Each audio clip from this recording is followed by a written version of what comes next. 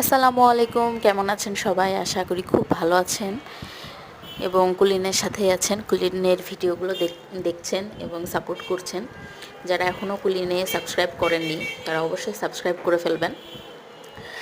এই যে ফ্রেঞ্চ নটের যেই সেলাইটা এখন এত পপুলার, তো আমি ফ্রেঞ্চ নট প্রথম দেখেছিলাম আমি তখন ক্লাস 6-এ কি 7-এ পড়ি।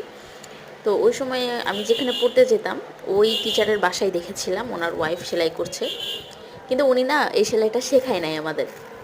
তো আমার আর বান্ধবী ছিল, সেও সেলাই পাগল ছিল। তো সে হচ্ছে পরে চুরি চুরি করে দেখছে, ভালো করে দেখে বুঝে বাসায় এসে ট্রাই করে শিখছে। তারপর ও আমাকে শিখিয়ে দিয়েছিল যে হচ্ছে সেলাইটা এইভাবে করে করতে হয়।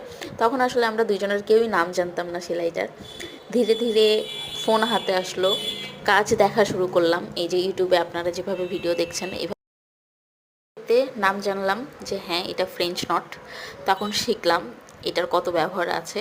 তো আসলে কাজ শিখতে চাইলে আপনি যেভাবেই হোক কাজ কিন্তু শিখতে পারবেন, শুধু একটু মনোবল থাকা দরকার।